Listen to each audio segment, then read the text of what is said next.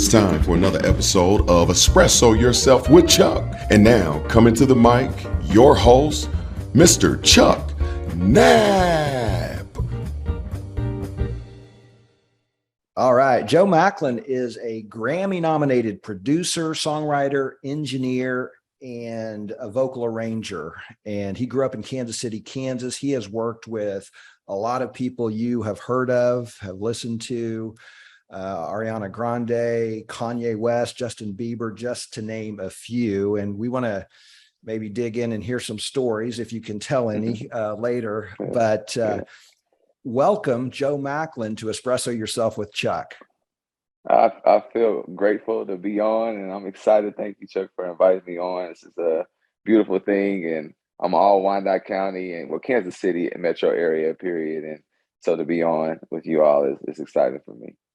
Yeah, actually, I want to talk to you about that a little bit later, because on your Black Gold album, you have a song called Kansas City.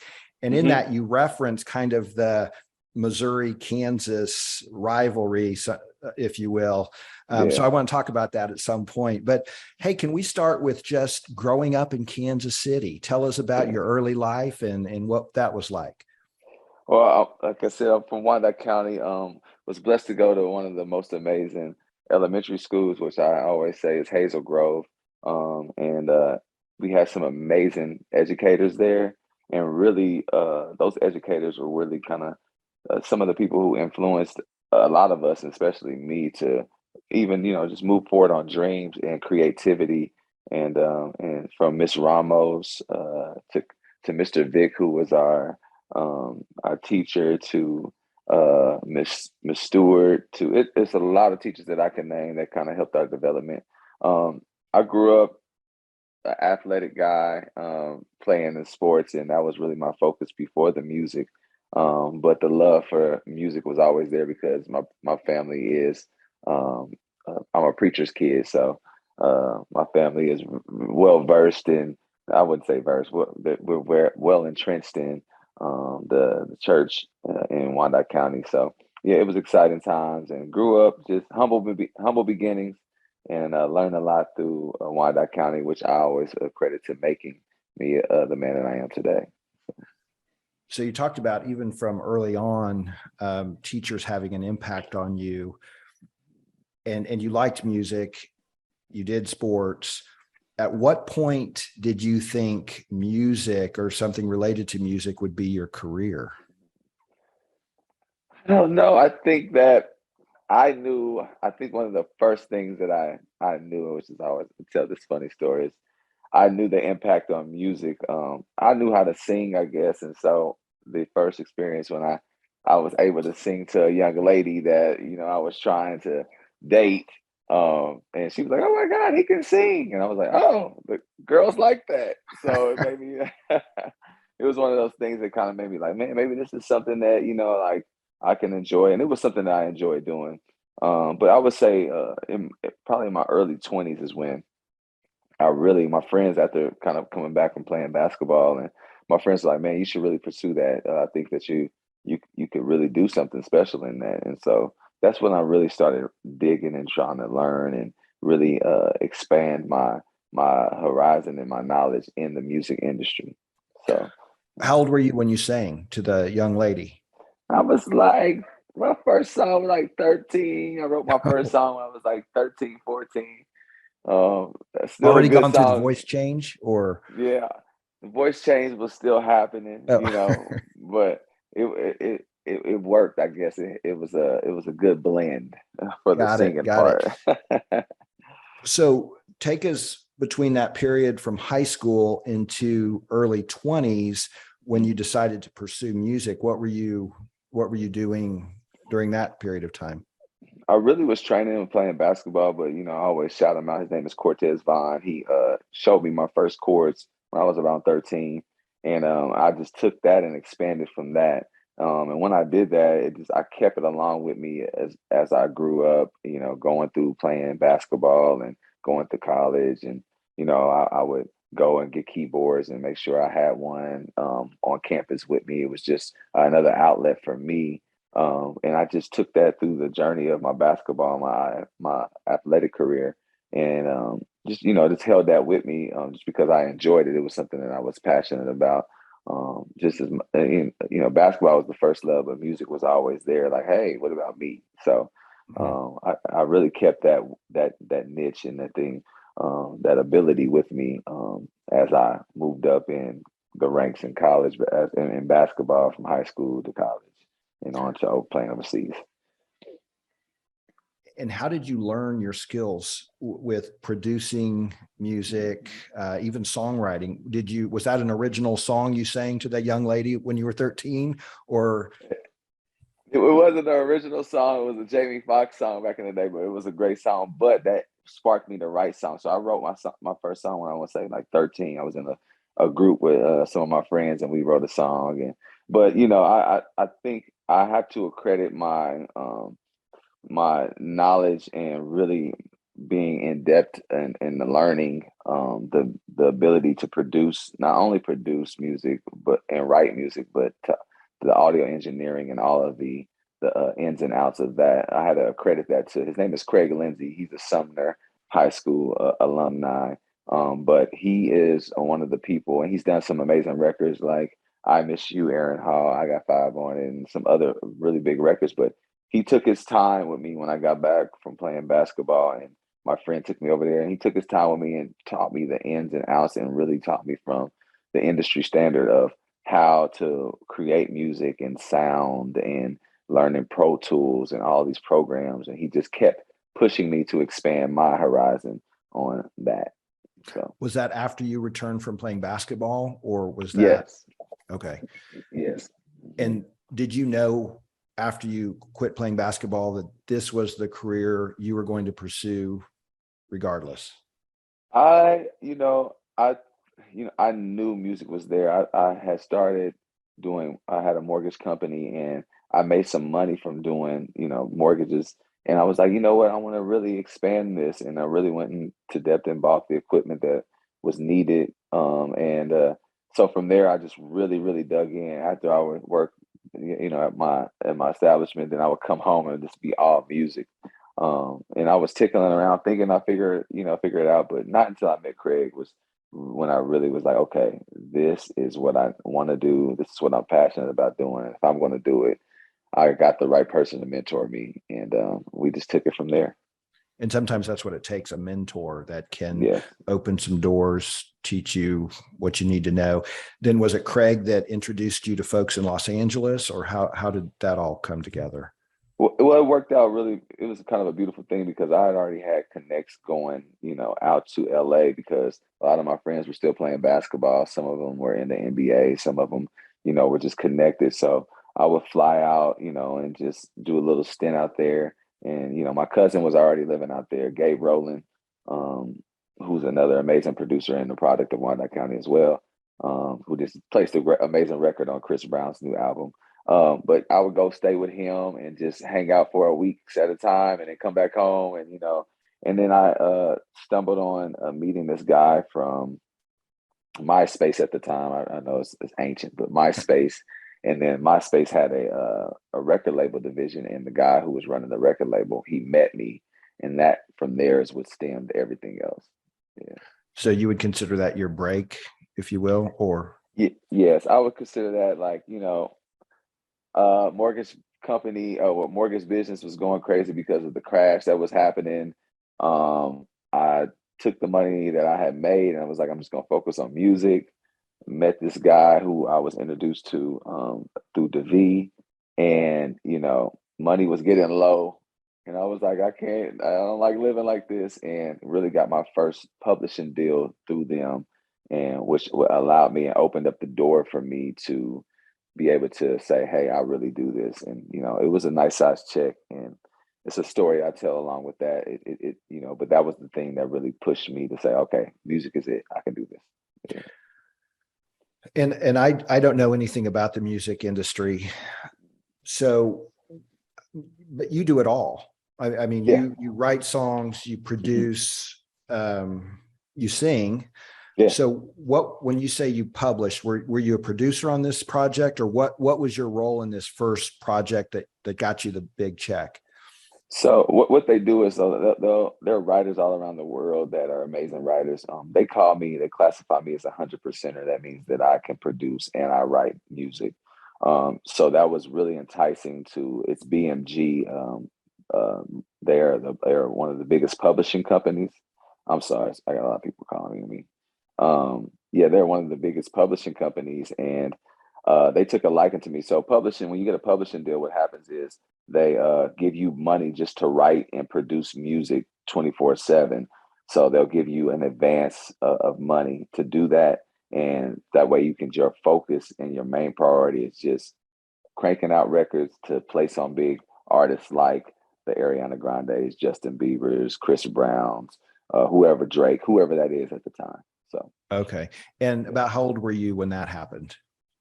I was in I would say I was around 27, 28 when that happened. Yes. Okay. 27, Okay. 28. And were you still based in Kansas City? You said you spent like a week at a time out in LA. Have you always been based in Kansas City and just gone out to LA, or did you have to stay there to get more established? So at first I was based out of Kansas City, and it's just the resources weren't there. I tried after I signed my publishing deal. I tried to stay because I'm always big on bringing it home to Kansas City.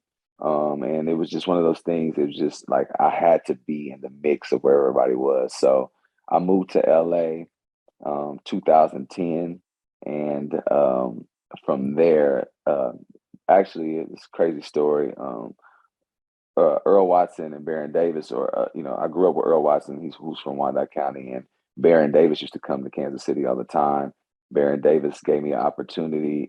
Earl introduced me to Baron. Baron wanted me to come out and work on music. He's like, "Man, just come out. You can stay. I'll create a space for you to stay and just produce the music that you want to do and mingle." And both of those guys were super connected. They're like family, and so they connected me with as many people they can, and that's what really kind of introduced me and got me the big break, which was I would classify as Ariana Grande. And so how did that work? Did she see a song that you wrote, or I mean, tell us about how that works. That was a great that was a great example of just being prepared and for things that happen, because you just never know when that break is going to come. I got a call from, his name is Harmony Samuels. He's a really amazing producer. And he called me and he was like, "Hey, Joe, I really would love for you to come work on this project with me. I'd like you to come be the vocal producer on this album."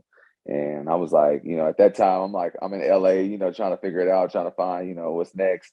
And I was like, "Man, yeah, I'm with it." And honestly, I tell the story. I really didn't know who Ariana Grande was. I didn't know the magnitude of who she was at the time in 2013 or 2012, I'll say. And but I came in, I worked this session. It was came in. Harmony brought me in the studio. I was like, "All right," met Ariana, and they like, "Hey, we working." So we recorded our first song, and it went amazing. And so we recorded that. She left the room. We took pictures before she left though, and she was like, "You don't mind if I post?" And I'm like, "No, I don't mind." I literally didn't know. My nieces and nephews probably knew who she was, but I didn't. But the engineer Jose was like, "Bro, she posted the picture online of you and her." I'm like, "What?" And so I was like, "Okay, cool." He's like, "No, go check your Instagram." So I went to check my Instagram. It was like 10,000 followers within a matter of like 2, 3 minutes. And so I was like, "Okay, who is this girl? Let me go find out who she really is, because she has a lot of power." And from there, we did the Harmony executive produced the first and second album, or the first album, and we did the second album as well. But we built a great relationship, me and Ari did, and I was the vocal producer for the majority of her project for the first album. And the second album was good, and we would get Grammy nominated. So that'd be my first Grammy nomination with her. And so this is kind of a goofy question, but I'm interested to know, have you been to the Grammys then? And because you were nominated. What is Mm-hmm. that like, especially if you've grown up loving music Mm-hmm. and then you go to this huge event, which is Mm-hmm. the industry? I mean, it's the show. What was that like? It's an experience. It's really one of those things where you're like, you're here because, like you said, this is kind of like the next steps of, hey, we made it. We did something special. To even to be nominated and to be invited to go is just like, and you get to see everybody walking the red carpet and just mingling with your peers, the people that you see every day, the people that you want to work with, the people that you have worked with, the people that that you have been admiring for years or a lot for your whole life. So you get to mingle and be a part of that same crowd, and it's just like they accepting you because we're all there for the main purpose, which is, hey, hopefully we get a Grammy win, take that trophy home. So yeah. And were you ever thinking, I'm from the dot and now I'm at the Grammys? I mean, was there any of that? That most definitely is like, yo, we are here. Like Wyandotte County in the Kansas City metro area has, like, we have so much talent, and I see so many people that I know that are so talented, and just to be able to say that I was able to not work on just one of the biggest artists of our decade, but from Justin Bieber to Ariana Grande, and just working with Jill Scott, those are, to be able to say, I'm from Wyandotte County, against all odds, lack of resources for this kind of, being able to, this craft that I had embarked on, to be able to say, yo, I'm here and we're here. It wasn't just me. I feel like I took everybody with me, Mhm. so yeah. And you mentioned lack of resources. What were in addition to that, what were some of the other challenges to breaking into this very competitive industry? Yeah. It was, I think the main thing is, there are a lot of like amazing musicians and teachers. Like I said, like I had some of the best teaching.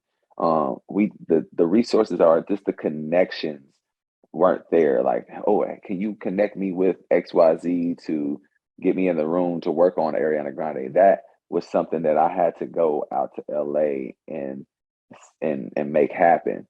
And so that was the hard part because my mom didn't know what to do. She didn't know who she could connect me with. My brother, my cousins, and somebody says, "Oh, I know this person," and you're like, "Okay, cool." And you go meet them, and it's like, they're just in LA, just like you would be in LA. So it's not like they were really directing you or connecting you with the source.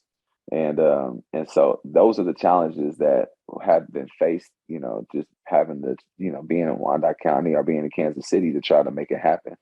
But that's one of the main reasons I came back, is because now that I have the resources and I know and I am connected with the people that are cutting checks and that are able to get in the rooms and not just say they know someone. Now I'm like, I need to bring that back and bring that infrastructure to Kansas City, create an ecosystem here for us where the same kids that I am teaching now don't have to go through that trial and that error and that struggle. So just to be able to have that role now has been the most liberating thing for me. So Something I've heard often is it's not who you know, it's who knows you. that's And that is one of my biggest sayings. I tell people that all the time. I'm like, you could know, or somebody could know everybody, but do they know you? And that is the value that I'm like, it's such a blessing for me to have, is to not be able to just, hey, call these people and, feel like I'm bugging them, but them calling you and like, Joe, I need you to come. I need you to fly back out to LA. I need you here. I need you to work on this project. That is when the narrative changes, so. so I'm sure there's not necessarily a typical week, but can you give us a flavor of what a week might look like in your life? In my life right now, it is very, my team is like, I don't know how you do it, but normally I'm waking up in the morning. My son, he goes to school. I wake up, try to help him get ready for school, and And then after he wakes up around 8:30, 9 o'clock, I'm at the studio. I'm preparing for my day. I have projects that I'm working on, so I'm preparing. If that's making new music, would that be making doing new production or recording, or just writing new songs for artists that are supposed to be coming out. And from there, I have a class that comes in every day that I teach audio engineering to, that will eventually be certified audio engineers. They come in at 2:30, and I have them from 2 to 3:30. And then I teach a Block 37 class, which has kids. That's a paid internship. So after that, I have them from 4 to 6, and we're learning about music production and audio engineering and marketing and promotions. I'm teaching them all that kind of stuff. And then from there, my night continues on because I have artists come in that I have just signed to my label that I have. And I'm working with my artists, and we're producing and we're writing new music to put out and creating content. So I have my videographer, Kaya. She's all around taking pictures and shooting. And then I just bought a restaurant, so I'm dealing with that as well. So it's just the day of the life of me is it's nonstop, it's consistent, but it's what I enjoy doing. So How do students get enrolled in your classes? So what I'm trying to do and what I've been pushing for, I started with De La Salle is the first school that I've actually got into. I came to Wyandotte County because I wanted to do it first there, and I'm still pushing for that because I believe that the kids in Wyandotte County deserve, because there's a lot of talented kids that I know and I see, and I want the district to step up and have our class, not because I just it's not a money thing for me. It's really I know these kids have the ability to do this and can be great at it. And so I'm just pushing, and I'm hoping to get in more school districts. And if not, you can go to info@district.com, and we are doing classes for people that want to engage and do that as well. But our main focus and our main initiative now is to get into the school districts and really, provide them so these kids don't go into debt, because I see a lot of kids go to Full Sail and all these other schools to learn this craft that I'm in, but then they come to the studio, and after they graduated and $50,000 in debt, and they come to me and they have a whole nother learning curve, because it's a totally different environment being in the field and being an audio engineer or music producer, that you have to learn and be a part of and really adjust to after leaving an audio engineering school. So I wanted to be able to say, hey, no, I want to teach you from being in the field, real world learning, where that once you leave our program, you are equipped and ready, and you know the lingo, you know the knowledge, you have the expertise, and you are prepared for the sessions with Ariana Grande. So. And that's info@distrkt.com. Yes. Is District your record label? Yes, District is my multimedia company. And we have a record label under that, and we also have the District is Foundation. So yeah, we have been moving things forward within the community and just providing resources to students and kids that really, I call them the future, because they are the future, that they have a gift. They just don't have the resources, or they don't have the knowledge, or they don't have the connection. And I wanted to be that bridge for the kids of our community, to say, hey, you have somebody, you have an ally, you have somebody who's been there, who's still in the industry, and a part of what's going on and in the know. And so that's our main objective, and and even to pull the people that I know, that are other producers that I know that are amazing. Hey, I want to pull them back to come and say, hey, let's be a part of giving back to these kids, to the future, and pushing them to where we want it to be without having to go through all of the ups and downs. And is that why you're doing it? Because you want to make the path a little bit easier than yours? Yeah, the kids in Los Angeles that I see, they're there, they're in it. They're starting early. They're producing early. They're placing records on major artists early, and I'm like, man, I see, and it because the resources are there for them. They have those connections are there for them. So I said, we got to create a bridge. I don't want the kids to go through what I went through to get there, sleeping on floors or couches. I want them to know, hey, we can do this out of Kansas City.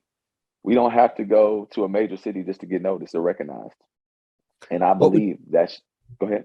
no, please finish. I'm sorry. I thought you were. No, I was going to say that I believe that shift is happening now. I'm seeing so many creatives coming back to give back, and instead of taking our resources and giving all our resources to another city and state, we're saying, no, let's come back home to give our resources.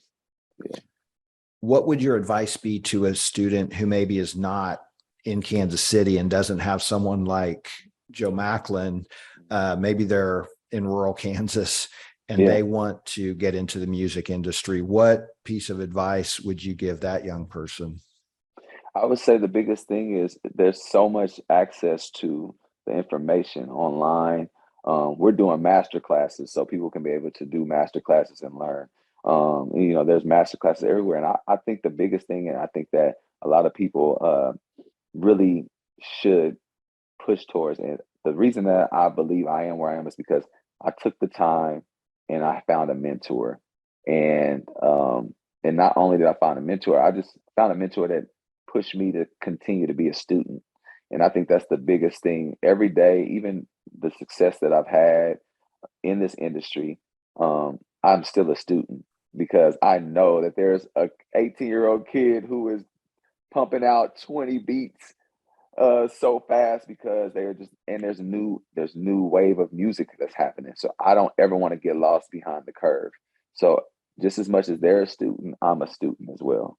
So that's the biggest thing I teach. I tell and I teach our kids. I teach the future is like, be a student every day of your life, every day. You've been a champion of the Kansas City area. Obviously it's important to you. You could have gone out to LA, you could have stayed out there, but you kept it based in Kansas City. Why is that important to you? I tell people all the time, I could be in LA and it's one of those things for me. Like, I didn't come back to Kansas City because I had to. I came back because my desire to be here, and family and the kids that are in this community are people that I grew up with and went to high school with. And I'm getting the calls. I'm getting, calls from my mother or my friends or my family that's like, yo, you got to meet this kid, or the teachers that are in the community that are still teaching. And so I was like, man, I could stay in LA. I could do that. That'd be the easy route. And I could continue to go crazy, making amazing things happen in LA. But what gratification would I have if I left the kids behind in Kansas City? That wouldn't set right with me. Yes, I have visions, and yes, I have dreams, and I have aspirations of things I want to do. But for me, I am fulfilling my life destiny by coming back to Kansas City and giving back in the way. But my heart is designed to give back, and that's just to say, hey, I have resources.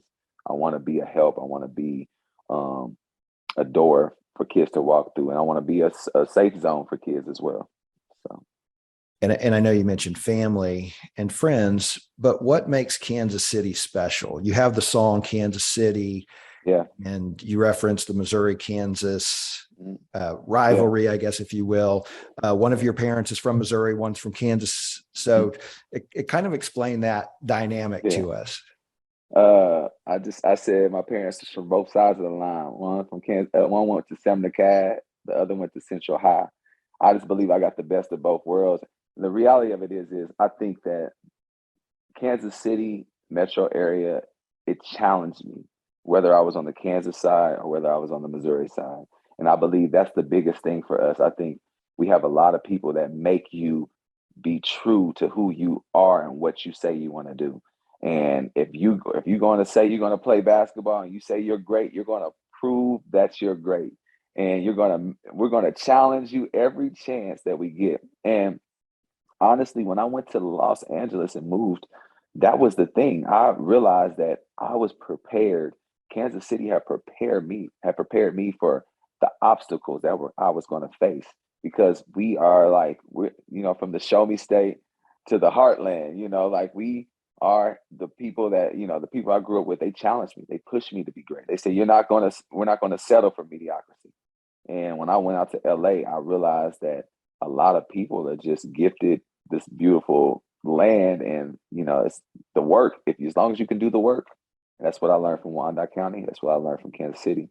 If you can do the work and you really tune in on your craft, sky's the limit. Sky isn't the limit. So. I know you're busy. Do you have any current projects or future projects that you wanted to talk about, or are those top secret? No, I got some top secret stuff, but I'm super excited about. I will say we just got done working on a project for a movie series, which is called Elevator Money. And Isai and Abram and myself, we produced the music from that for this soundtrack. We did the soundtrack. I'm super excited about that work because we use all Kansas City artists and creatives to perform the music. And the movie series is amazing. And so I'm super excited about that one. So if you haven't, go tune out and go listen to the Elevator Money soundtrack. We're back in the studio working with people like Jacquees and a lot of other major projects that are going on that I can't talk about. But we're working on some major projects. And then I have some amazing artists in Kansas City that have signed to my label and signed to the label, not my label. I feel like it's a team effort. And from Kimberly Keys, who released her project, and we have his name is YGKC. We have Love Macy. We have Amber, Flute Nastiness is what she calls herself, and she's an amazing jazz artist. And she's an amazing artist. I don't even want to put her in a category, but we're working on those projects. And Sweets, she has an amazing project that we are working on. So we have amazing things happening. Stay tuned. We are moving the needle forward in Kansas City, and I'm excited about what's happening. Well, we're really excited you took the time to visit with us. And more importantly, you actually went to one of our JAG-K program initiation and installation ceremonies and shared wisdom and spent time with our students. And that matters. That matters to them. It matters to us. We really appreciate your giving back to the community. We hope that you will continue to be a supporter and partner of JAG-K, and we know you have ties to JAG-K, personal ties. I will be there. Whenever you all call, I will be there for JAG-K, just to be there and to be in the midst of the kids, and and getting to talk to the future and seeing their minds churn, and it sparks more creativity and more of a demand for me to push things forward as well. So I appreciate the work that you all are doing, and please don't stop. The future needs you and what you all are doing over there, and just to see the kids do and put on the whole event themselves, and you guys have them be the speakers, and have them be the introduction, bringing the introduction, and those are things and assets that I feel like we can't ignore. And you guys are doing the work. So I really appreciate everything you all are doing and creating that space for the future. Yeah. Well, thank you. Joe Macklin, thank you for joining us on Espresso Yourself with Chuck. Chuck, I appreciate you so much. Thank you for having me.